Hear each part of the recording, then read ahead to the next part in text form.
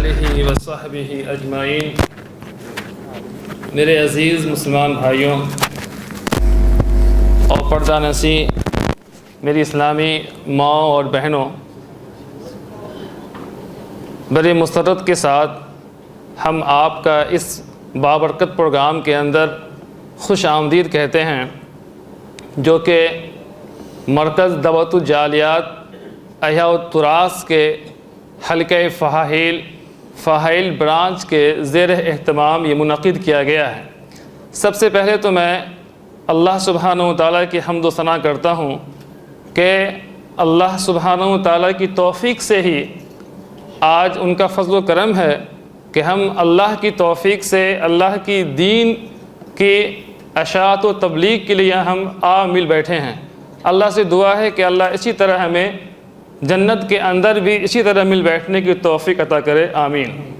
میرے بھائیوں، اس پروگرام کو شروع کرنے سے پہلے میں ایک خاکہ بتا دوں پروگرام کے بارے میں کہ سب سے پہلے انشاءاللہ تلاوت قرآن مجید ہوگی انشاءاللہ تعالی۔ اس کے بعد ایک مختصر درس ہوگا کہ اسلام کی دین کی دعوت کی اہمیت اور ان کے تقاضے کیا ہیں۔ انشاءاللہ آدھے گھنٹے کا وہ درس ہوگا، اور اس کے بعد پھر ہمارے شیخ حبیب اللہ بخاری حفظ اللہ تعالی کا خصوصی خطاب ہوگا اور سوال و جواب کا سیشن بھی ہوگا انشاءاللہ تعالی۔ تو میں بلا تاخیر میں اس پروگرام کا آغاز کرتا ہوں اللہ کی مقدس کتاب قرآن مجید کی تلاوت سے۔ میں قرآن مجید کی تلاوت کے شرف حاصل کرنے کے لیے سید رحاب بخاری حفظ اللہ تعالیٰ کو میں دعوت دیتا ہوں کہ وہ آئیں اور قرآن کی تلاوت فرمائیں۔ اعوذ باللہ من الشیطان الرجیم،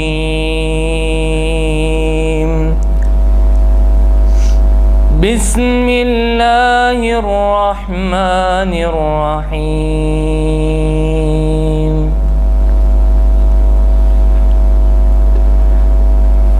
یا ایہا الناس اعبدوا ربکم الذی خلقکم والذین من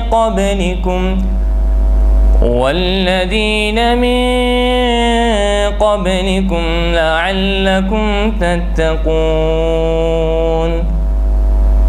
الذي جعل لكم الأرض فراشا والسماء بناء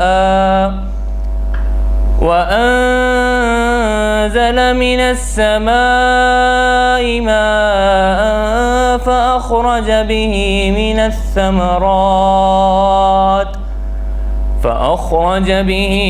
الثمرات رزقا لكم، فلا تجعلوا لله اندادا وانتم تعلمون،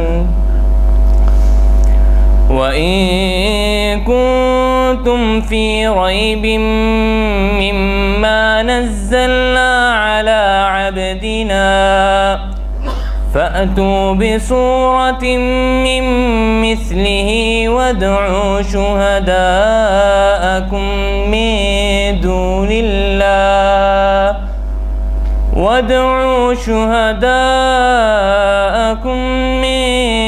دون الله إن كنتم صادقين، صدق اللہ العظیم۔ جزاک اللہ خیرہ۔ اللہ سے دعا ہے کہ اللہ انہیں باعمل حافظ بنائے، قرآن کا علم سیکھنے والا اور عمل کرنے والا بنائے، آمین۔ اسلام دین کی دعوت کی اہمیت کیا ہے اور ان کے تقاضے کیا ہیں، اس موضوع پر اپنے اظہار کا خیال کرنے کے لیے میں اپنے محترم بھائی شبیر مقدم حفظہ اللہ تعالیٰ کو بلاتا ہوں۔ الحمدللہ رب العالمین والعاقبۃ للمتقین والصلاۃ والسلام علی رسول الکریم، فاما بعد، اعوذ باللہ السمیع العلیم من الشیطان الرجیم، من حمزہ ونفخہ ونفثہ، بسم اللہ الرحمن الرحیم۔ رب اشرح لی صدری ویسر لی امری واحلل عقدۃ من لسانی یفقہوا قولی، سبحانک لا علم لنا الا ما علمتنا انک انت العلیم الحکیم۔ ربی زدنی علما۔ تمام طرح کی تعریف عزت بڑائی اور کبریائی اللہ رب العالمین کے لیے جو ہمارا خالق مالک اور رازق ہے۔ بے شمار درود و سلام میرے اور آپ کے ہادی و رہنما محمد مصطفیٰ صلی اللہ علیہ وسلم کی ذات اطہر پر، جن کو اللہ رب العالمین نے رحمت للعالمین بنا کر بھیجا۔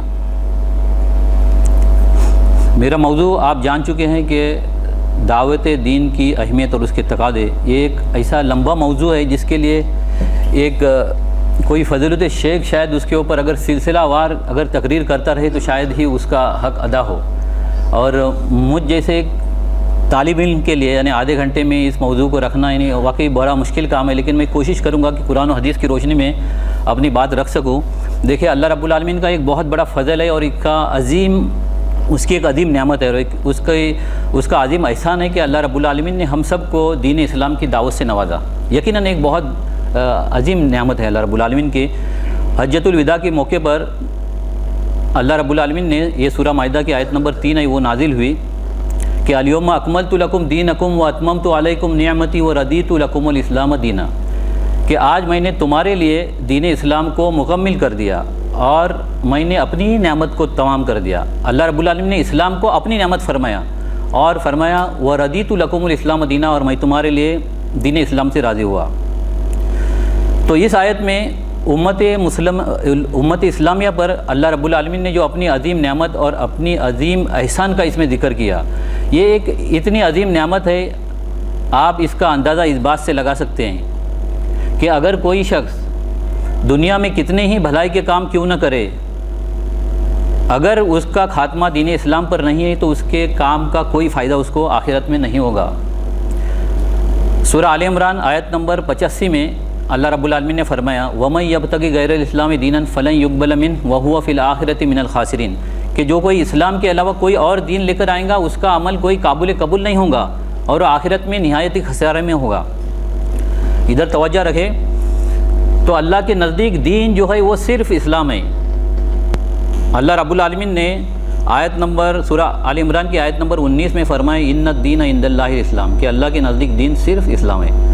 اور صحیح مسلم کی روایت میں حضرت ابو ہریرہ رضی اللہ تعالیٰ عنہ وہ راوی ہیں، وہ کہتے ہیں کہ نبی کریم صلی اللہ علیہ وسلم نے فرمایا، قسم کھا کر فرمایا کہ اس ذات کی قسم جس کے ہاتھ میں میری جان ہے، اگر کوئی شخص یہودی یا نصرانی جس کو میری نبوت کے بارے میں اطلاع میں ہو جائے، اگر کوئی یہودی یا نصرانی جس کو میری نبوت کی اطلاع ہو جائے اور اس کے بعد وہ مجھ پر ایمان لائے بغیر اس دنیا سے چلا جائے، وہ مر جائے، تو وہ ضرور جہنم میں داخل ہوگا۔ نبی کریم صلی اللہ علیہ وسلم نے یہ فرمایا۔ یعنی آپ اندازہ لگائیں اس دین کی کس قدر قیمت ہے، اور ہم جو عمل جو بھی کرتے ہیں اس کا آخرت میں ہمیں بدلہ ملنے کے لیے یہ ضروری ہے کہ ہم دین اسلام پر ہمارا خاتمہ ہو۔ اور امت مسلمہ کی ایک مزید فضیلت یہ ہے، آپ دیکھیے ترمذی کے اندر روایت ہے، نبی کریم صلی اللہ علیہ وسلم نے فرمایا کہ اہل الجنتی 20 میۃ صف، یعنی اہل جنت کی 120 صفیں ہوں گی، اور ہم اللہ رب العالمین سے دعا کرتے ہیں کہ ہمارا شمار بھی ان لوگوں میں ہو جو اہل جنت میں ہوں گے۔ تو آپ صلی اللہ علیہ وسلم نے فرمایا 80 منہا من ہذہ الامہ، کہ اس میں سے 80 جو صفیں ہوں گی وہ اس امت کی ہوں گی، تو کتنی رہ گئی؟ 40۔ اور نبی کتنے؟ تقریباً 1,24,000 تقریباً، تو ان کے لیے ان کی جو امتیں ہوں گی ان کی صفیں کتنی ہوں گی؟ صرف 40، اور اس امت کی صفیں 80 ہوں گی۔ تو آپ اس سے بھی اندازہ لگا سکتے ہیں کہ اس امت کا کیا مقام ہے، کیا فضیلت ہے۔ اور مزید نبی کریم صلی اللہ علیہ وسلم نے فرمایا کہ اس امت کے 70,000 لوگ بغیر حساب کتاب کے جنت میں داخل ہوں گے۔ تو صحابہ کرام نے عرض کیا کہ اللہ کے رسول وہ کون لوگ ہوں گے جو کہ بغیر حساب کے جنت میں داخل ہوں گے؟ تو نبی کریم صلی اللہ علیہ وسلم نے فرمایا کہ وہ لوگ ہوں گے جو دم کرتے ہیں، نہ شگول لیتے ہیں اور نہ داغ لگاتے ہیں، اور صرف اپنے رب پر توکل کرتے ہیں۔ تو اس کے بعد حضرت عکاشہ رضی اللہ تعالیٰ عنہ وہ کھڑے ہوئے اور انہوں نے اللہ کے رسول صلی اللہ علیہ وسلم سے درخواست کی کہ وہ دعا کریں ان کے لیے۔ تو نبی کریم صلی اللہ علیہ وسلم نے ان کے لیے دعا کی۔ اس کے بعد دوسرے بھی صحابہ وہ کھڑے ہو گئے اور انہوں نے بھی درخواست کی کہ ان کے لیے بھی دعا کی جائے، لیکن نبی کریم صلی اللہ علیہ وسلم نے فرمایا کہ حضرت عکاشہ رضی اللہ تعالیٰ وہ سبقت لے گئے۔ تو اس امت کی فضیلت ہو گئی۔ تو میں ابھی آپ سے پوچھتا ہوں یہ فضیلت کس کے لیے ہے؟ جیسے کہ ہمارے بھائی نے بتایا کہ اس امت کی جو فضیلت اللہ نے رکھی وہ اس کے دعوت دین کے تقاضے اور اس کا جو کام اللہ رب العالمین نے ہمارے ذمے لگا دیا اس کی وجہ سے ہے۔ سورہ آل عمران آیت نمبر 110 میں اللہ رب العالمین نے فرمایا کنتم خیر امۃ اخرجت للناس تأمرون بالمعروف وتنہون عن المنکر، کہ تم بہترین امت ہو جو لوگوں کی بھلائی کے لیے نکالی گئی ہو، تم نیکی کا حکم دیتے ہو اور برائی سے روکتے ہو۔ یعنی یہ کام جو ہے اصل اس کی وجہ سے اس امت کی فضیلت ہے۔ اور اس کے علاوہ آیت نمبر 104 میں یہ بھی فرمایا کہ وَلْتَكُمْ مِنْكُمْ أُمَّةٌ يَدْعُونَ إِلَى الْخَيْرِ وَيَأْمُرُونَ بِالْمَعْرُوفِ وَيَنْهَوْنَ عَنِ الْمُنكَرِ، کہ تم میں ضرور ایسا ایک گروہ ہونا چاہیے جو لوگوں کو نیکی کی طرف بلائے اور برائی سے روکے۔ تو آپ دیکھیے اس امت کی فضیلت اگر اس کام کی وجہ سے، تو آپ کے سامنے میں ایک سوال رکھتا ہوں کہ اگر یہ امت اس کام کو چھوڑ دے تو کیا اس کے باوجود یہ فضیلت حاصل ہوگی؟ آپ سوچئے، آپ اپنی کمپنی میں ڈیوٹی کرتے ہیں، آپ کا اپنی کمپنی کے ساتھ ایک کانٹریکٹ بنا ہوا ہے، آپ کو سیلری اس کانٹریکٹ کے حساب سے ملتی ہے۔ اگر آپ نے اس کانٹریکٹ کے مطابق اگر کام نہیں کیا، آپ ڈیوٹی پر کبھی جا رہے ہیں، کبھی نہیں جا رہے ہیں، کبھی تاخیر سے جاتے ہیں، تو کیا یہ ہو سکتا ہے کہ اس کے باوجود آپ کو آپ کی کمپنی آپ کی سیلری دیتے رہے؟ یہ نہیں ہوگا۔ تو اسی طرح سے ہماری جو فضیلت ہے، اگر ہم فضیلت والا جو کام نہیں کریں گے تو یہ نہیں ہو سکتا کہ ہمیں اس کے باوجود یعنی اس کی فضیلت حاصل ہو۔ سورہ بقرہ میں اللہ رب العالمین نے بنی اسرائیل کا ذکر کیا ہے۔ بنی اسرائیل وہ قوم تھی جس کو اللہ رب العالمین نے فضیلت دی تھی، تمام جہان والوں پر فضیلت دی۔ سورہ بقرہ میں فرمائے یا بنی اسرائیل اذکروا نعمتی التی انعمت علیکم وانی فضلتکم علی العالمین، کہ بنی اسرائیل میری اس نعمت کو یاد کرو جو میں نے تم پر کی اور میں نے تمام جہان والوں پر تم کو فضیلت دی۔ ان کے اوپر کیا فضیلت دی؟ وَذَلَّلْنَا عَلَيْكُمُ الْغَمَامَ وَأَنزَلْنَا عَلَيْكُمُ الْمَنَّ وَالسَّلْوَىٰ، یعنی ان کے اوپر بادلہ کا سایہ کیا اور ان کو آسمان سے من سلوہ اتارا، ان کے لیے کھانا اتارا۔ تو یہ ان کے لیے اللہ نے یہ شرف عطا کیا، لیکن وہ فضیلت کیا باقی رہی؟ آپ قرآن مجید کے دوسرے مقام پر دیکھیے، جیسے سورہ بقرہ آیت نمبر 61 میں فرمایا وَضُرِبَتْ عَلَيْهِمُ الذِّلَّةُ وَالْمَسْكَنَةُ، کہ ان کے اوپر ذلت اور محتاجی چھا گئی۔ اور آل عمران کی آیت نمبر 112 میں فرمایا ضُرِبَتْ عَلَيْهِمُ الذِّلَّةُ أَيْنَمَا ثُقِفُوا، کہ وہ جہاں بھی پائے گئے ان کے اوپر اللہ کی ذلت رہی، ان کے اوپر چھائی رہی، ان کا مقدر بنی رہی۔ کیونکہ جس کام کی وجہ سے فضیلت تھی اگر وہ کام نہ کیا جائے تو پھر وہ فضیلت باقی نہیں رہیں گی۔ تو اگر یہ امت مسلمہ جس کو اللہ رب العالمین نے اتنا شرف عطا کیا، اگر وہ کام نہ کرے تو ضرور یعنی وہ یہ نہیں ہوگا کہ اسی فضیلت وہ حاصل کرے۔ دیکھیے ترمذی کتاب الفتن میں نبی کریم صلی اللہ علیہ وسلم نے فرمایا کہ اس ذات کی قسم جس کے ہاتھ میں میری جان ہے، تم ضرور نیکی کا حکم کرو اور برائی سے روکتے رہو۔ نبی کریم صلی اللہ علیہ وسلم نے فرمایا کہ تم ضرور نیکی کا حکم کرو اور برائی سے روکتے رہو۔ اگر تم ایسا نہیں کرو گے تو عنقریب ایسا وقت آئے گا کہ اللہ تم پر اپنا عذاب بھیجیں گا اور اس کے بعد پھر تم دعا کرو گے، تمہاری دعا قبول نہیں ہوگی۔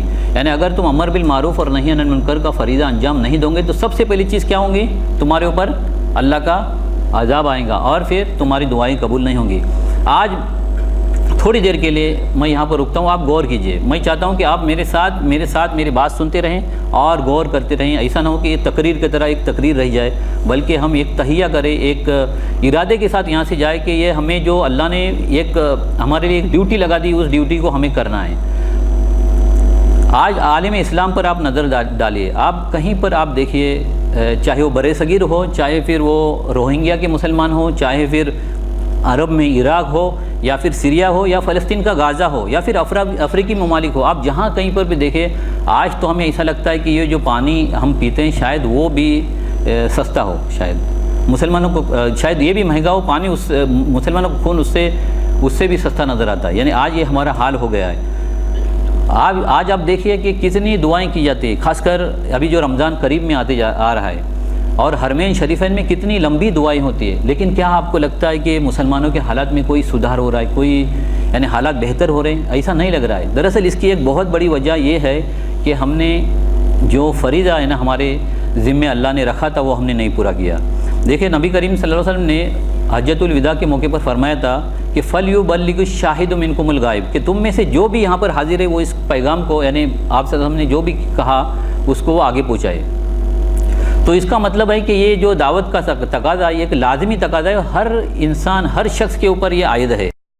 آج اگر ہم معاشرے میں اپنے معاشرے میں اگر کوئی خلاف شریعت چیز دیکھتے ہیں تو ہمیں یہ سوچنے کی ضرورت ہے کیا اس میں ہمارا کوئی رول ہے، کیا ہمارا کوئی کنٹریبیوشن ہے اس خلاف شریعت چیز کو روکنے کے لیے، کیا ہم کچھ کرتے ہیں؟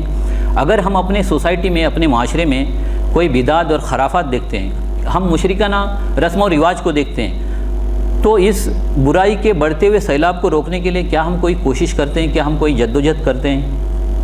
یا پھر یا پھر ہم سب ان چیزوں کو نظر انداز کرتے ہوئے اپنی نماز میں، اپنے روزے اور اپنے عمرے اور حج میں اس میں مشغول ہے، اس میں مطمئن ہیں؟ ہمیں یہ سوچنے کی ضرورت ہے۔ دراصل نبی کریم صلی اللہ علیہ وسلم کے دور میں اس بات کا تصور ہی نہیں تھا، اس بات کا کوئی اس بات کے بارے میں ایسے کوئی سوچتا ہی نہیں تھا کہ دین اسلام کے اندر داخل ہو اور پھر وہ اس کے اندر داعیانہ صفات نہ ہو۔ ہر شخص جب دین اسلام کو قبول کرتا، اس کے اندر داخل ہوتا تو فوراً وہ داعی بن جاتا تھا۔ حضرت ابوبکر صدیق رضی اللہ تعالیٰ عنہ نے جب اسلام قبول کیا، اگلے دن ان کے ساتھ میں 6 لوگ تھے جو دائرہ اسلام میں داخل ہوئے۔ دراصل یہ ایک لازمی تقاضا ہے دین اسلام کا، ہر شخص کے اوپر یہ لازم ہے۔ دیکھیے سورۃ العصر میں اللہ رب العالمین نے قسم کھا کر اور انتہائی تاکید کے ساتھ فرمایا، اور جو عربی لغہ جانتے ہیں وہ جانتے ہیں کہ کس طرح کی تاکید اس میں ہے، یعنی سورۃ العصر میں کس طرح کی تاکید ہے۔ اور اللہ رب العالمین نے فرمایا زمانے کی قسم کھا کر کہ سارے انسان خسارے میں، سارے انسان سوائے ان لوگوں کے جن کے اندر یہ 4 لازمی صفات موجود نہ ہو۔ اگر ان کے اندر یہ لازمی صفات نہیں ہیں تو خسارے میں، اگر ان میں سے کوئی بھی ایک صفت چھٹی ہوئی ہے تو پھر وہ خسارے میں۔ دراصل اس سے یہ معلوم ہوتا ہے کہ نجات کا دار و مدار ان 4 چیزوں کے مجموعے پر ہے۔ وہ کون سی چیزیں ہیں؟ اللہ رب العالمین نے فرمایا وَلَسْ إِنَّ الْإِنسَانَ لَفِي خُسْرٍ، کہ بے شک انسان خسارے میں، إِلَّا الَّذِينَ آمَنُوا وَعَمِلُوا الصَّالِحَاتِ، مگر وہ لوگ جنہوں نے ایمان لایا اور عمل صالح کیے۔ اور ایمان اور عمل صالح کے بعد فوراً اس کے بعد جو لازمی چیز ہے وہ ہے وَتَوَاصَوْا بِالْحَقِّ وَتَوَاصَوْا بِالصَّبْرِ، کہ اس کے بعد ایک دوسرے کو حق کی تلقین کرے۔ اور جب حق کی آپ بات کریں گے، جب آپ امر بالمعروف اور نہی عن المنکر کا فریضہ انجام دیں گے تو یہ ضرور ہوگا کہ کچھ لوگ آپ سے ناراض ہو جائیں گے، آپ کو تکلیف پہنچائیں گے۔ جب آپ اگر صرف معروف کا کام کر رہے ہیں تو ہو سکتا ہے کہ آپ کو لوگ برداشت کریں، لیکن جب آپ منکر کو روکنے کی کوشش کریں گے تو پھر یہ ہوگا کہ آپ کے اوپر مصیبتیں آئیں گی اور آپ کو اس کے اوپر صبر کرنا پڑے گا۔ اسی لیے دیکھیں حضرت لقمان علیہ السلام نے اپنے بیٹے کو جو نصیحت کی، اللہ رب العالمین نے قرآن مجید میں اس کو ایک نمونے کے طور پر رکھا ہے کہ آپ اپنے بچوں کی، اپنے اولاد کی تربیت کس طرح سے کریں، کس انداز میں کریں۔ اس کے لیے اللہ رب العالمین سورہ لقمان میں جو حضرت لقمان علیہ السلام نے جو اپنے بیٹے کو نصیحت کی اس کا ذکر ہے۔ اس میں آیت نمبر 17 میں اللہ رب العالمین فرماتا ہے کہ حضرت لقمان نے جو نصیحت کی، یا بنی اقیم الصلاۃ وامر بالمعروف وانہی عن المنکر، کیا اے پیارے بیٹے نماز کو قائم کر اور اس کے بعد وامر بالمعروف اور نیکی کا حکم کر، وانہی عن المنکر اور برائی سے روک، اور اس کے بعد تجھے جو تکلیف پہنچیں گی وصبر علی ما اصابک، اس کے اوپر تو صبر کر، ان ذالک من عزم الامور، یہ ہمت کے کاموں میں سے بہت بڑا ہمت کا کام ہے۔ آپ دیکھیں نبی کریم صلی اللہ علیہ وسلم کی زندگی ہمارے لیے اسوہ حسنہ ہے۔ آپ صلی اللہ علیہ وسلم نے جب طائف کا سفر کیا، طائف کی بستی میں آپ گئے دعوت کے کام کے لیے، دین کی بات لوگوں کے سامنے رکھنے کے لیے، جب آپ وہاں پر گئے طائف کی بستی میں، تو وہاں کے جو سردار تھے اور وہاں کے جو عام لوگ تھے انہوں نے نبی کریم صلی اللہ علیہ وسلم کی قدر نہیں کی اور ان کے ساتھ نہایت ہی بدسلوکی سے پیش آئے، یہاں تک کہ وہاں کے جو شریر بچے تھے، شریر لڑکے تھے، انہوں نے نبی کریم صلی اللہ علیہ وسلم کے اوپر پتھروں کی بارش کی، پتھر برسائے، اور نبی کریم صلی اللہ علیہ وسلم کے جو جوتے تھے وہ خون سے بھر گئے۔ وہاں سے جب لوٹے نبی کریم صلی اللہ علیہ وسلم مکے کی طرف جا رہے تھے، راستے میں نخلا کے مقام پر آپ نے قیام کیا۔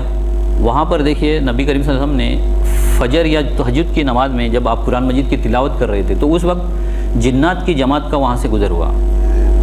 جنات جن کے بارے میں ہمیشہ ہمیں یعنی بچپن سے یہ ہمارے ذہن میں بات ڈالی گئی کہ وہ بہت سرکش ہوتے ہیں، فتنہ فساد کرنے والے ہوتے ہیں اور گمراہی کا سبب ہوتے ہیں، تو وہی جنات کی جماعت جن کا وہاں سے گزر ہوا اور انہوں نے قرآن مجید کو سنا۔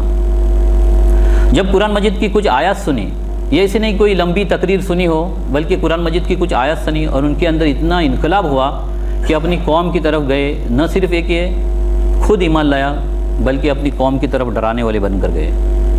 سورہ جن میں اللہ رب العالمین فرماتا ہے جو کہ جنات نے کہا انا سمعنا قرآنا عجبا یہدی الی الرشد فآمنا بہ، کہ ہم نے ایک عجیب قرآن سنا جو ہدایت کی طرف رہنمائی کرتا ہے۔ تو میں آپ سے پوچھتا ہوں وہاں پر جو جنات نے یعنی کتنی دیر وہاں رہے ہوں گے؟ کیا وہاں پر کوئی ٹریننگ لی انہوں نے؟ کیا وہ کوئی فضیلت الشیخ بنے؟ کیا وہ دین کے اسکالر بنے؟ نہیں، بلکہ جو کچھ ان کے اندر اتنا شعور تھا کہ وہ علم جو دنیا اور آخرت میں کامیابی کی ضمانت ہے اس کو بند کر کے نہیں رکھنا چاہیے۔ ان کا فریضہ وہ سمجھ رہے تھے، ان کے اندر اتنا شعور تھا، وہ سمجھتے تھے کہ اس بات کو ان کی قوم کی طرف ان کو پہنچانا چاہیے۔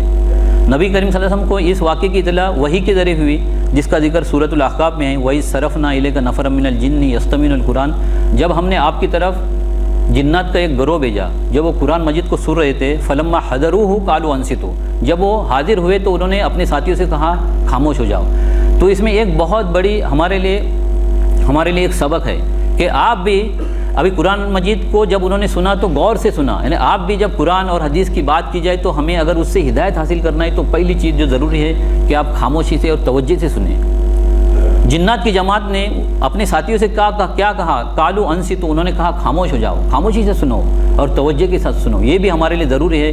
ہمارے سامنے جتنے دروس وغیرہ اور قرآن حدیث کی باتیں کی جاتی ہیں، اگر ہم ان سے مستفید ہونا ہے، اگر ہم ان سے فائدہ اٹھانا ہے تو یہ بھی ہمارے لیے ضروری ہے کہ ہم اس کو خاموشی اور توجہ سے سنیں۔ اور دوسری چیز اس واقعے میں یہ بھی ہے کہ ایک شخص اپنی زندگی میں دعوت دین کے لیے کچھ جدوجہد کرتا ہے، کوئی کوشش کرتا ہے، لیکن اس کے بعد وہ ایسا سمجھتا ہے کہ ابھی اس سے میرا کام نہیں ہوگا، وہ مایوس ہو جاتا ہے۔ دراصل مایوس نہیں ہونا چاہیے۔ دیکھیں نبی کریم صلی اللہ علیہ وسلم طائف کے لوگوں سے آپ صلی اللہ علیہ وسلم نے براہ راست گفتگو کی، لیکن کوئی بھی ایمان نہیں لایا۔ لیکن وہی جب وہاں سے جب جنات کا گزر ہوا وادی نخلا سے، تو انہوں نے، حالانکہ نبی کریم صلی اللہ علیہ وسلم نے ان سے براہ راست کوئی بات نہیں کی تھی، لیکن اس کے باوجود وہ ایمان کے اندر داخل ہوئے۔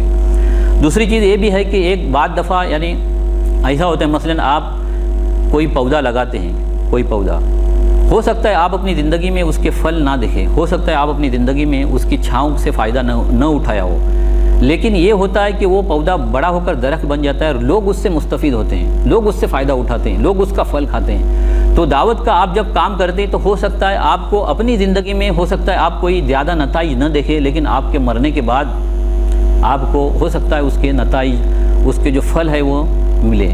نبی کریم صلی اللہ علیہ وسلم کو طائف کی بستی سے وہاں سے آپ نکل رہے تھے، لیکن جو وادی نخلا میں جب پہنچے تو وہاں پر جو جنات کی جو گروہ تھا، جو جماعت تھی، انہوں نے ایمان لایا۔ تو یہ ایسے ہوگا کہ آپ کو کچھ لوگ مانیں گے، کچھ لوگ نہیں مانیں گے، لیکن کچھ لوگ ایسے بھی ہوں گے جو آپ کو دور سے بات سنیں گے لیکن اس کے باوجود اس کے اوپر ایمان لانے والے ہوں گے۔ اور اس کی اتنی زیادہ فضیلت ہے، آپ کے سامنے میں ترمذی کی ایک روایت رکھتا ہوں۔ نبی کریم صلی اللہ علیہ وسلم نے فرمایا من دل علی خیر فلہ مثل اجر فاعلہ او قال عاملہ، یعنی جس نے کوئی کسی کو بھلائی کی طرف رہنمائی کی، بھلائی کی طرف بھلائی کی بات کی، مثلا صدقہ خیرات کی ترغیب دی، نماز پڑھنے کی ترغیب دی وغیرہ وغیرہ، تو اس کے لیے اجر ویسے ہی جیسے وہ کام کرنے والا ہے۔ پھر یعنی ایسے ہو سکتا ہے کہ آپ یہاں سے اس دنیا سے چلے جائیں، آپ اپنی قبر میں ہو، لیکن آپ کے کام کی وجہ سے جو بھی بھلائی دنیا میں رہے اس کا آپ کو آپ کی قبر میں فائدہ ملتا رہے گا۔ سورہ فصلت میں اللہ رب العالمین نے فرمایا ومن احسن قولا ممن دعا الی اللہ، کہ اس سے بہتر بات کس کی ہو سکتی ہے جو اللہ کے بندوں کو اللہ کی طرف بلائے، وعمل صالحا، اور نیک عمل کرے، وقال اننی من المسلمین، اور کہے کہ میں مسلمانوں میں سے ہوں، یعنی ایک عام مسلمان ہوں۔ یہ ایک داعی کا کام ہونا چاہیے کہ وہ اللہ کے بندوں کو اللہ کی طرف بلائے۔ اور نبی کریم صلی اللہ علیہ وسلم نے فرمایا من یرید اللہ بہ خیرا یفقہہ فی الدین، کہ اللہ کسی کے ساتھ بھلائی کا معاملہ کرنا چاہتا ہے تو اس پہ دین کی سمجھ عطا کرتا ہے، دین کا فہم عطا کرتا ہے، یعنی دین کے کام کرتا ہے۔ تو یہ اگر کوئی کام کر رہا ہے تو واقعی وہ مبارکباد کا مستحق ہے۔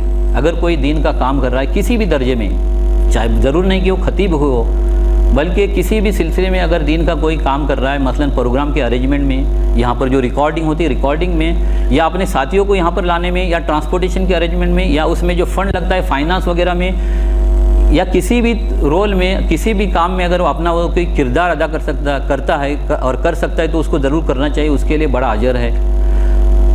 اللہ رب العالمین نے بلکہ سورۃ الحج میں فرمایا کہ یہ اللہ کے چنے ہوئے بندے ہوتے ہیں جو اللہ کے پیغام کو آگے لے کر آگے پہنچاتے ہیں۔ سورۃ الحج میں فرمایا اللہ یصطفی من الملائکۃ رسلا ومن الناس ان اللہ سمیع بصیر، کہ اللہ ان لوگوں کو فرشتوں میں سے بھی اور انسانوں میں سے بھی ان کو چن لیتا ہے جو اللہ کا پیغام آگے لے کر جاتے ہیں، یعنی جو بھی فرشتوں میں بھی اور انسانوں میں بھی جو دین کا کام کرتے ہیں وہ اللہ کے چنے ہوئے بندے ہوتے ہیں۔ یہاں پر غور کریں ہم کہ اللہ رب العالمین نے جو دنیا کے طاقتور لوگ ہیں، یا دنیا کے جو امیر ترین لوگ ہیں، یا دنیا کے جو حسین خوبصورت لوگ ہیں، ان کے بارے میں یہ نہیں فرمایا کہ وہ چنے ہوئے لوگ ہیں، بلکہ اللہ رب العالمین نے جو دین کا کام کرتے ہیں ان کے بارے میں فرمایا کہ یہ اللہ کے چنے ہوئے اور ایک اللہ کے خاص بندے ہیں۔ آج آپ عالم اسلام پر اگر نظر جاتے ہیں تو ہمیں بڑی مایوسی ہوتی ہے کہ مسلمان انہیں تعداد میں بہت زیادہ ہیں، ان کے بعد مال و دولت بھی ہے، ان کے بعد معدنی وسائل ہیں، لیکن اس کے باوجود ہم ہر پلیٹ فارم پر اگر دیکھیں مسلمانوں کو تو ان کی پذیرائی ہو رہی ہے، ان کو ذلت و رسوائی کا سامنا کرنا پڑا ہے، جبکہ مسلمانوں کو اس وقت اللہ نے عروج دیا جبکہ وہ کم تھے، جبکہ وہ ان کے ساتھ کوئی جنگی سامان بھی نہیں تھا، جبکہ ان کے پاس مال دولت بھی نہیں تھا، لیکن اللہ نے ان کو غالب کر دیا۔ تو یہ آج ہمارے ساتھ ایسے کیوں ہو رہا ہے؟ تو دیکھیے سورۃ الانفال میں اللہ رب العالمین نے فرمایا وَاذْكُرُوا إِذْ أَنْتُمْ قَلِيلٌ مُسْتَضْعَفُونَ فِي الْأَرْضِ، یاد کرو وہ وقت جب تم قلیل تھے یعنی کم تھے اور زمین میں کمزور بھی تھے، تخافون ان یتخطفکم الناس، جب تم کو ڈر لگتا تھا اس بات کا کہ لوگ تم کو مٹا نہ دیں، تم کو لوگ ختم نہ کریں، کہیں ایسا نہ ہو کہ تمہارے وجود ہی ختم ہو جائے، فآواکم وایدکم بنصرہ، تو اللہ رب العالمین نے تم کو ٹھکانہ دیا اور تمہاری مدد کی اور تم کو تقویت بخشی، ورزقکم من الطیبات لعلکم تشکرون، اور اللہ نے تم کو پاکیزہ رزق عطا کیا تاکہ تم اس میں سے کھاؤ اور اللہ رب العالمین کا شکر ادا کرو۔ آپ دیکھیں بدر کے موقع پر نبی کریم صلی اللہ علیہ وسلم کے ساتھ کتنے صحابی تھے؟ 313، اور ان کے پاس صحیح سے جنگی سامان بھی نہیں تھا، لیکن اللہ رب العالمین نے ان کو مدد کی۔ وَلَقَدْ نَصَرَكُمُ اللَّهُ بِبَدْرٍ وَأَنْتُمْ أَذِلَّةٌ فَاتَّقُوا اللَّهَ لَعَلَّكُمْ تَشْكُرُونَ، کہ تم بدر کا وہ وقت یاد کرو جب اللہ رب العالمین نے تمہاری مدد کی اور تم کمزور تھے، تو وہ لڑائی کا انجام کیا ہو گیا؟ یعنی وہ 313 کا جو لشکر تھا، قلیل لشکر، وہ ان سے 3 گنا لشکر پر بھاری پڑ گیا۔ اور اس جنگ میں یعنی معرکہ بدر میں قریش کے جو بڑے بڑے سردار تھے، یعنی شیبہ، عتبہ، ابو جہل، عاص وغیرہ، یہ سارے ختم ہو گئے، اور ان سرداروں کی موت کی وجہ سے قریش کی کمر ٹوٹ گئی تھی۔ تو یہ ہو گیا۔ تو آج ہمارے ساتھ ایسے کیوں ہو گیا کہ ہم بہت زیادہ ہو کر اور ہمارے پاس بہت سارے وسائل ہونے کے باوجود ہماری یہ حالت کیوں ہو رہی ہے؟ واقعی یہ ایک ایسی چیز ہے کہ جس کے اوپر میں چاہتا ہوں کہ آپ سب غور کریں، ایک سنجیدگی کے ساتھ غور کریں۔ دیکھیں اللہ رب العالمین نے ایک قانون رکھا ہے، ایک قانون ہے قرآن مجید میں، اور وہ قیامت تک کے آنے والے انسانوں کے لیے اللہ رب العالمین کا قانون ہے۔ اللہ کے قانون میں کوئی فرق نہیں آتا۔ سورہ محمد آیت نمبر 7 میں آپ دیکھیے، چاہیے تو کھول کر آپ دیکھ سکتے ہیں، اللہ رب العالمین نے فرمایا یا ایھا الذین آمنوا ان تنصروا اللہ ینصرکم ویثبت اقدامکم، کہ لوگوں جو ایمان لائے ہو، اگر تم اللہ کی مدد کرو تو اللہ تمہاری مدد کرے گا اور تمہارے قدم جما دے گا۔ ابھی آپ کہیں گے کہ اللہ کی مدد کیسے ہو سکتی ہے؟ تو دراصل اللہ کے دین کی مدد ہی اللہ کی مدد ہے۔ تو اس آیت سے ہمیں کیا پتہ چل جاتا ہے کہ اگر تم اللہ کے فرمانبردار بنو گے، اگر تم اسی سے مدد مانگو گے، اگر تم اسی پر توکل کرو گے، اگر تم اس کے دین کے غلبے کے لیے جدوجہد کرو گے، اگر تم اس کے دین کو غالب کرنے کے لیے کوشش کرو گے اور اس کو اپنی زندگی کا مشن سمجھو گے، تو یہ نہیں ہوگا، یقین کیجئے کہ اللہ رب العالمین آپ کو بے سہارا اور بے یار و مددگار چھوڑ دے، ایسے نہیں ہوگا۔ لیکن اس کے برعکس تم اگر ایسا کام کرو گے کہ جو اللہ کے دشمن ہیں ان سے تم دوستی کرو گے، جس کے بارے میں اللہ رب العالمین نے منع فرمایا۔ سورہ ممتحنہ کے اندر اللہ رب العالمین نے فرمایا یا ایھا الذین آمنوا لا تتخذوا عدوی وعدوکم اولیاء، کہ لوگوں جو ایمان لائے ہو میرے دشمن کو اور اپنے دشمن کو اپنا دوست مت بناؤ۔ لیکن اگر تم ایسا کرو گے، اگر تم ان سے دوستی رکھو گے، اگر تم ان کے طرز پر چلو گے، اگر تم ان کو اپنا حمایتی اور مددگار سمجھو گے، اگر تم ان سے ہی امید رکھو گے، تو پھر اللہ رب العالمین تم کو تمہارے حال پر چھوڑ دے گا۔ پھر تمہارے لیے رو رو کر بھی اگر دعائیں کی جائے تو تمہاری دعا قبول نہیں ہوں گی۔ دیکھیں سورۃ البقرہ آیت نمبر 120 میں اللہ رب العالمین نے فرمایا وَلَن تَرْضَىٰ عَنْكَ الْيَهُودُ وَلَا النَّصَارَىٰ حَتَّىٰ تَتَّبِعَ مِلَّتَهُمْ، کہ تم سے یہود اور نصارہ وہ راضی ہی نہیں ہوں گے جب تک کہ تم ان کے ملت کی اتباع نہ کرو۔ قُلْ إِنَّ هُدَى اللَّهِ هُوَ الْهُدَىٰ وَلَئِنِ اتَّبَعْتَ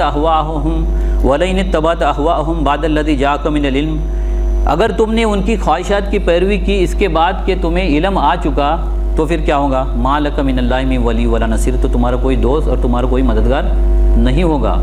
تو تم کو اگر غالب ہونا ہے تو شرط کیا ہے کہ تم اللہ کے دین کی مدد کرو، یہ ضروری ہے۔ دیکھیں اللہ رب العالمین نے موسیٰ علیہ السلام کو اور ان کے بھائی ہارون علیہ السلام کو فرعون کی طرف بھیجا۔ فرعون ظالم بادشاہ تھا، سرکش تھا، انا ربکم الاعلیٰ کہتا تھا۔ تو ان دو بھائیوں کو یعنی موسیٰ علیہ السلام کو اور ہارون علیہ السلام کو ڈر محسوس ہوا کہ فرعون ان کے اوپر کوئی ظلم اور سرکشی نہ کرے۔ تو اللہ رب العالمین نے کیا فرمایا؟ قال لا تخافا اننی معکما اسمع و ارا، کہ تم دونوں مت ڈرو، لا تخافا اننی معکما، میں تمہارے ساتھ میں ہوں، اسمع یعنی میں سنتا ہوں، و ارا اور میں دیکھتا ہوں۔ تو یہ اللہ کی مدد فرعون کے مقابلے میں حضرت موسیٰ علیہ السلام اور ہارون علیہ السلام کے ساتھ رہی، یہ مدد آپ کے ساتھ بھی ہو سکتی ہے، ہمارے ساتھ بھی ہو سکتی ہے یہ مدد، اگر ہم اللہ کے دین کے لیے کوشش کریں، جدوجہد کریں۔ اور اگر اللہ کے دین کا ہم کام کریں اور اللہ کی مدد اگر ہمیں حاصل ہو تو پھر یہ نہیں ہو سکتا کہ کوئی سپر پاور، کوئی نیوکلیئر پاور آپ کے اوپر غالب آ جائے، کیونکہ یہ اللہ رب العالمین کا وعدہ، یہ میرے الفاظ نہیں ہیں۔ آپ سورہ آل عمران آیت نمبر 160 کھول کر دیکھ لیجئے، اللہ رب العالمین فرماتا ہے ینصرکم اللہ فلا غالب لکم، اگر اللہ رب العالمین تمہاری مدد کرے تو یہ نہیں ہو سکتا کہ کوئی تم پر غالب آ جائے۔ وَإِن يَخْذُلْكُمْ، اگر وہ تم کو چھوڑ دے، فَمَنْ ذَا الَّذِي يَنْصُرُكُم مِّن بَعْدِهِ، تو اس کے بعد کون ہے جو تمہاری مدد کرے۔ وَعَلَى اللَّهِ فَلْيَتَوَكَّلِ الْمُؤْمِنُونَ، اور مومنوں کو چاہیے کہ اللہ رب العالمین کے اوپر ہی بھروسہ کرے۔ اور سورہ تحریم میں، سورہ طلاق میں فرمائے وَمَن يَتَوَكَّلْ عَلَى اللَّهِ فَهُوَ حَسْبُهُ، کہ اللہ رب العالمین کے اوپر جو بھروسہ کرتا ہے وہ اللہ رب العالمین اس کے لیے کافی ہوتا ہے۔ تو بہت سارے کام ایسے ہیں جو آپ انفرادی طور پر بھی کر سکتے ہیں، یعنی جیسے کہ آپ جہاں پر رہتے ہیں، آپ جس روم میں رہتے ہیں، آپ کے جہاں پر دوست احباب ہیں، ہم ان سے روزانہ ملتے ہیں، آپ کے آفس میں کام کرنے والے لوگ ہیں، تو آپ ان کے ساتھ بھی دین کی بات یا دین کی دعوت رکھ سکتے ہیں۔ اگر آپ دیکھتے ہیں آپ کا ساتھی نماز سے دور ہے تو آپ اس کو نماز کی ترغیب دے سکتے ہیں۔ اگر آپ جانتے ہیں کہ آپ کا ساتھی ہے جو اپنے روم میں اکیلے فرداً نماز پڑھ رہا ہے، آپ کو اس کو مسجد کی طرف لے جا سکتے ہیں۔ اور آج کل یہ جو اسمارٹ فون یا موبائل فون ہے اور اس کے ساتھ انٹرنیٹ بھی ہے، تو اس کی وجہ سے اتنی فحاشی اور بے حیائی ہو گئی کہ آپ کو اس کے بعد یعنی کہیں جانے کی ضرورت ہی نہیں رہی۔ انسان یعنی کوئی بھی شخص اپنے گھر میں ہی رہ کر جو چاہے کر سکتا ہے، جو چاہے دیکھ سکتا ہے۔ تو آپ ایسی چیزوں پر اپنے بچوں کو اس سے روک سکتے ہیں۔ ہمارے بچے ہماری قوم کا فیوچر ہے، ہماری قوم کا مستقبل ہے، تو آپ اگر ایسی چیزوں کو دیکھیں تو آپ اس کو روک سکتے ہیں۔ اگر جہاں پر آپ دیکھیں کہ 4-5 ساتھی ہیں اور اس میں سے آپ بھی ہیں، آپ دیکھتے ہیں کہ کسی کی غیبت ہو رہی ہے، کسی کی چگلی ہو رہی ہے، اور مثلا آپ کوئی سٹی سے جہارا کی طرف جاتے ہیں، لمبا سفر ہے، بات چیت کرنے کے لیے کوئی نہیں، بوریت ہو رہی ہے، تو لوگ کسی کی عزت اچھالتے ہیں، کسی کی غیبت کرتے ہیں، تو آپ اس کو روک سکتے ہیں۔ جیسے کہ نبی کریم صلی اللہ علیہ وسلم نے فرمایا کہ اگر کوئی شخص کسی مسلمان کی غیر موجودگی میں اس کی عزت کا دفاع کرے تو اللہ رب العالمین قیامت کے روز اس کے چہرے کو جہنم کی آگ سے دور فرمائیں گا۔ تو یہ آپ کام کر سکتے ہیں۔ چغل خور کے بارے میں نبی کریم صلی اللہ علیہ وسلم نے فرمایا کہ چغل خور جنت میں داخل نہیں ہوگا۔ تو ایسے آپ کوئی چیز آپ دیکھ رہے ہیں تو اس سے آپ روک سکتے ہیں۔ اپنے معاشرے میں اگر آپ دیکھیں کہ بدعت و خرافات اور مشرکانہ رسم و رواج چل رہے ہیں تو آپ وہاں پر بات کر سکتے ہیں، اور اپنے علاقے میں ایسے ہم مدارس اور مرکز وغیرہ قائم کریں جہاں پر دین کی جو بنیادی تعلیمات ہیں، جو عقائد کے سلسلے میں وغیرہ، وہ آپ اس کے لیے کوشش کر سکتے ہیں۔ جہاں پر جو بنیادی مسائل ہیں اسلام کے، جیسے طہارت، وضو، نماز، روزے وغیرہ، ان کے مسائل یعنی لوگوں کو ذہن نشین کیے جائے، اس کے لیے آپ کوشش کر سکتے ہیں۔ اور ایسے بہت سارے کام ہیں جو ہم کر سکتے ہیں۔ تو نبی کریم صلی اللہ علیہ وسلم نے فرمایا من رأى منکم منکرا فلیغیرہ بیدہ فإن لم یستطع فبلسانہ فإن لم یستطع فبقلبہ وذلک اضعف الایمان۔ نبی کریم صلی اللہ علیہ وسلم نے فرمایا کہ جو کوئی برائی کو دیکھے تو اس کو چاہیے کہ وہ اپنے ہاتھ سے روکے، اگر وہ ایسا نہیں کر سکتا تو پھر اس کو چاہیے کہ اپنی زبان سے اس کو روکے، اگر وہ ایسا بھی نہیں کر سکتا تو اس کے چاہیے کہ کم سے کم اپنے دل میں اس کو برا سمجھے۔ وذالک اضعف الایمان، یعنی ایمان کا یہ سب سے کمزور ترین درجہ ہے۔ تو جہاں پر آپ کو اقتدار حاصل ہے، جہاں پر آپ کو کنٹرول حاصل ہے، تو وہاں پر چاہیے کہ آپ اپنی طاقت کا استعمال کرتے ہوئے ان چیزوں کو روکیں، اور جہاں پر آپ کو کنٹرول حاصل نہیں ہے تو آپ حکمت کے ساتھ اپنی زبان کے ذریعے ان چیزوں کو روکنے کی کوشش کیجیے۔ ہمارا یہ حال ہو گیا ہے کہ اسلام جو کہ یعنی ایسا دین ہے جو پوری دنیا میں پھیل جانا چاہیے۔ آج پوری دنیا چاہتی ہے کہ امن و امان قائم ہو، آج پوری دنیا چاہتی ہے کہ قتل، خون خرابہ، یہ ساری چیزیں ختم ہو جائے اور اخوت اور بھائی چارگی کا ماحول پیدا ہو۔ وہ دین جو ہمیں اس بات کی تعلیم دیتا ہے کہ من قتل نفسا بغیر نفس او فساد فی الارض فکانما قتل الناس جميعا، وہ دین جو ہمیں اس بات کی تعلیم دیتا ہے کہ کسی جان کو ناحق کر قتل کیا جائے تو وہ ایسے ہی جیسے اس شخص نے ساری انسانیت کو قتل کر دیا۔ ومن احیاها فکانما احیا الناس جميعا، اور جس نے کسی انسان کی جان بچائی تو وہ ایسے ہی جیسے اس نے ساری انسانیت کو بچایا۔ وہ دین جو ہمیں اس بات کی دعوت دیتا ہے کہ وہ شخص، اس بات کی تعلیم دیتا ہے کہ وہ شخص مسلمان نہیں ہو سکتا جو خود پیٹ بھر کر کھائے اور اس کا ہمسایہ بھوکا رہے۔ تو یہ دین جو اخوت، بھائی چارگی اور عدل و انصاف اور مساوات کی تعلیم دیتا ہے، لیکن وہ دین، یہ ہماری بدقسمتی کہ ہم نے اس دین کو یعنی کتابوں کے اندر بند کر کے رکھ دیا ہے، اس کو آگے نہیں پہنچایا۔ تو ہمیں چاہیے کہ ہم اس دین اسلام کی جو دعوت ہے اس کو ہم آگے پہنچائیں، اور دعوت دین کے تقاضے اور اہمیت کو سمجھے، اس کو ہم آگے پہنچائیں۔ میں نے جو کچھ کہا قرآن حدیث کی روشنی میں وہ محض اللہ رب العالمین کا فضل ہے، اس کا کرم ہے، اور اس کے اندر جو بھی خطا یا کمی ہے وہ میری اپنی ذاتی علمی کمی کے باعث ہے۔ جو کچھ میں نے کہا اللہ رب العالمین اس کے اوپر ہمیں عمل کرنے کی توفیق دے، اور اللہ رب العالمین آپ سب کا یہاں پر بیٹھنا قبول کرے۔